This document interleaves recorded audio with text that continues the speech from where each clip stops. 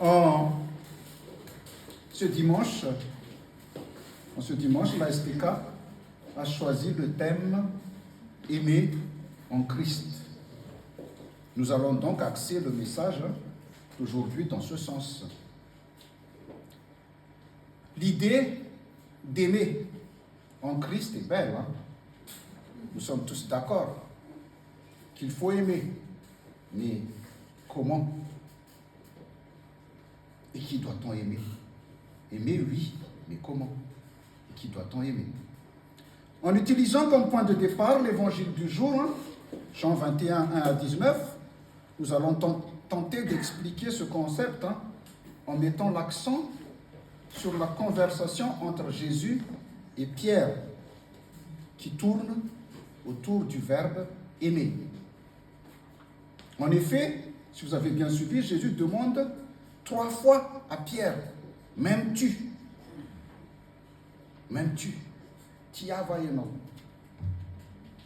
Jésus demande 3 fois à Pierre, et ces 3 questions de Jésus font écho aux 3 fois où Pierre a nié l'avoir connu avant sa crucifixion. Malheureusement, le vocabulaire français et le vocabulaire malgache ne permet pas de capturer toute la finesse du vocabulaire grec employé par Jean pour transmettre les paroles de Jésus ici. Le texte grec emploie 2 verbes distincts. Le verbe agapao, qui a donné le mot agapé qu'on connaît bien, et le deuxième verbe c'est philéo, pour traduire le verbe aimer. Agapé ou agapao évoque un amour inconditionnel, tandis que philéo renvoie à un amour d'amitié. Lors des 2 premières questions, Jésus demande à Pierre s'il l'aime d'un amour inconditionnel en utilisant le verbe agapao. Pierre répond qu'il aime Jésus, mais à la manière des hommes, pas à la manière de Dieu. Il a utilisé le verbe philéo. Ce n'est pas que Pierre ne veut pas lui exprimer un amour plus grand, mais il se rappelle avoir trahi Jésus en le reniant 3 fois. Il pense peut-être qu'il n'est pas capable d'aimer comme Jésus aime. Peut-être aussi qu'il ne veut plus se lancer dans des grandes déclarations du fait que par le passé, il n'a pas tenu ses engagements. Pierre s'est exprimé en philéo car il sait qu'il n'est pas fidèle en fait. Il a renié Jésus. Et quand Pierre avait renié Jésus 3 fois, Jésus lui donnait 3 occasions de le confesser.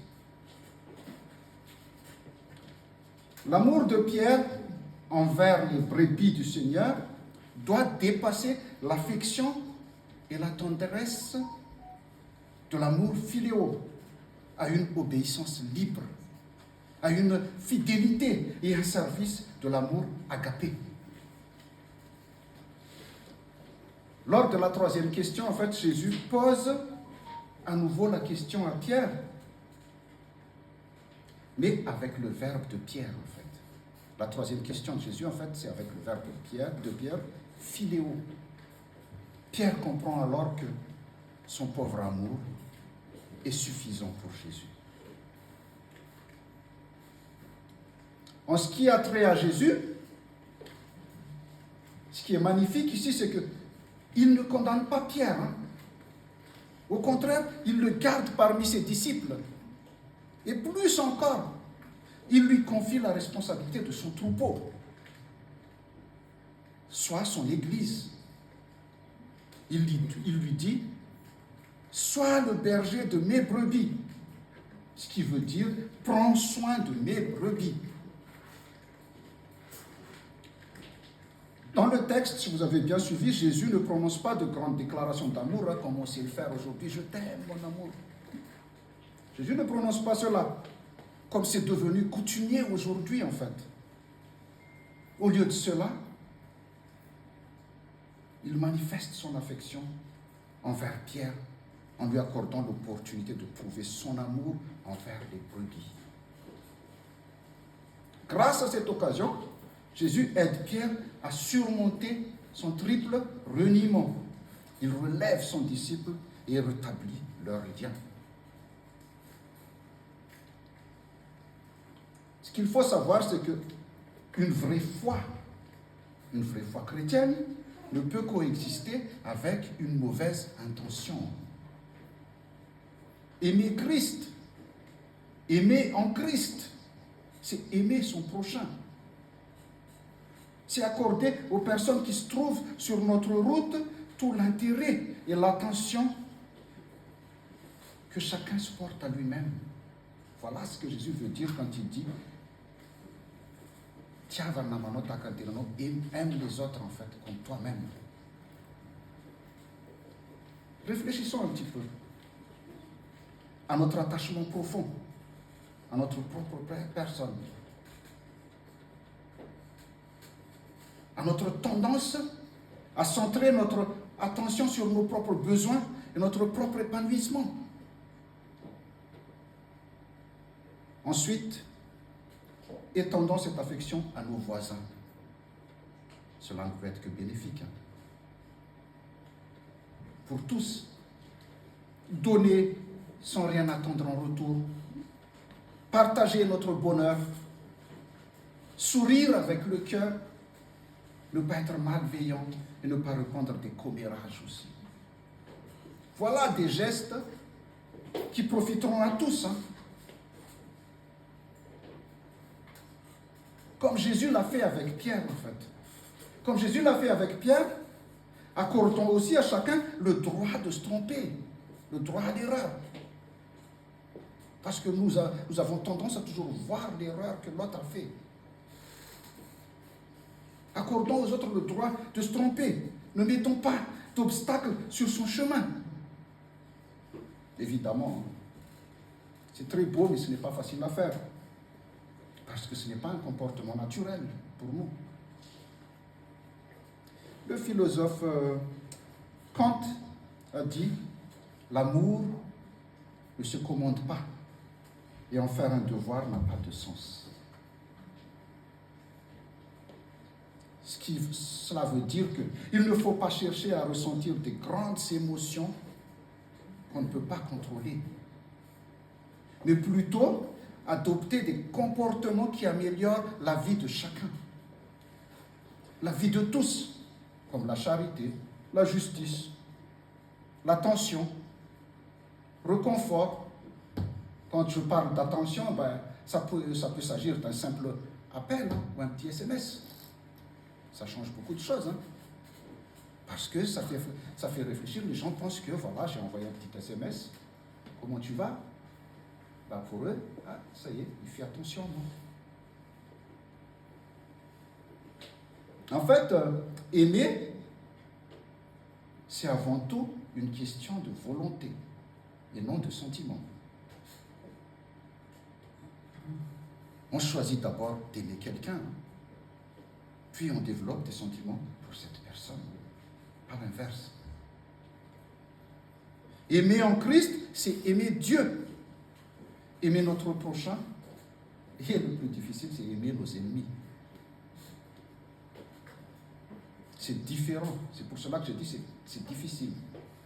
Parce que c'est différent de l'affection naturelle. Parce qu'il n'est pas naturel d'aimer ceux qui nous haïssent et qui nous blessent. C'est un amour. Cet amour, plutôt, est une grâce surnaturelle que Dieu nous accorde. Parce qu'il n'y a aucun mérite à aimer uniquement ceux qui nous aiment. Tout le monde peut faire ça. Mais voilà, les hommes ont tout à gagner en s'aimant les uns les autres. L'entraide, comme la bienveillance, n'est pas un luxe. Ce n'est pas un luxe, c'est une nécessité. si l'amour abonde dans notre vie, celle-ci, on est entièrement transformé.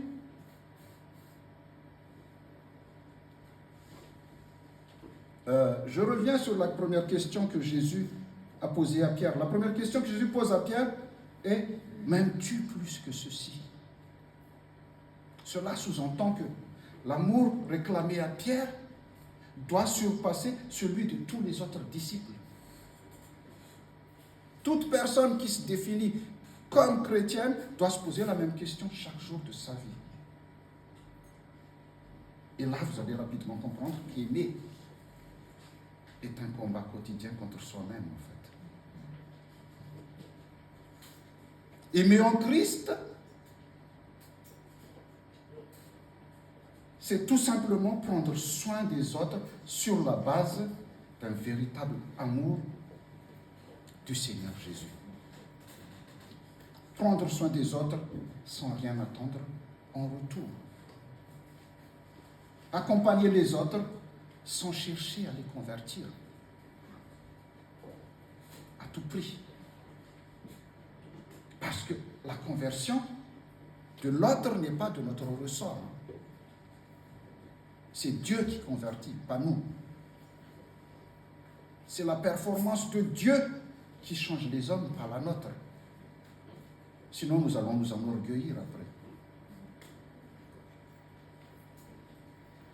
Dans notre texte de départ, l'expérience que Jésus fait vivre à Pierre démontre bien la vision de notre mission telle que Jésus le conçoit. Dans un premier temps, Pierre part à la pêche par ses propres moyens et il ne capture aucun poisson. Ce n'est que lorsqu'il entend et suit les instructions de Jésus qu'il réalise une pêche miraculeuse. Par la suite, c'est encore la voix de Jésus, c'est à la voix de Jésus que Pierre tire son filet sur la plage et le dépose au pied de Jésus. Cela veut dire que nous devons diriger les gens vers Jésus plutôt que vers nous-mêmes. Vers nos opinions et vers notre cause. Lorsque l'évangéliste Jean affirme que le filet ne se déchire pas, il évoque l'unité des croyants autour de Jésus, qui est leur subsistance spirituelle. Le fruit de la pêche appartient à Jésus, non à nous. En fait, le filet ici représente l'Église. Et l'Église appartient à Jésus et non à nous. C'est en fonction de notre amour envers Dieu, en tant que pécheurs pardonnés, que nous sommes appelés et qualifiés pour prendre soin du troupeau. Jésus interroge Pierre sur son amour envers lui et non sur son amour envers le troupeau. Parce que le véritable amour divin donne un rayonnement beaucoup plus efficace que les programmes d'évangélisation et les discussions interminables qui dépendent entièrement de la communication verbale. En fait, ce qu'il faut savoir, c'est que les gens ne veulent pas seulement de discours. Ils désirent expérimenter l'amour chrétien dans leur vie quotidienne, en fait. Pierre était incapable de répondre à Jésus qu'il l'aimait inconditionnellement, mais il l'a prouvé par ses actes. Il a donné le reste de sa vie pour Jésus. Frères et sœurs, pour terminer, notre vie est une vie en Christ et en notre prochain. C'est-à-dire une vie en Dieu par la foi et en notre prochain par l'amour. La seule valeur absolue est l'amour qui n'attend rien en retour. Un amour inconditionnel. Que la grâce de notre Seigneur Jésus-Christ, l'amour de Dieu le Père et la communion du Saint-Esprit soient avec vous tous. Amen.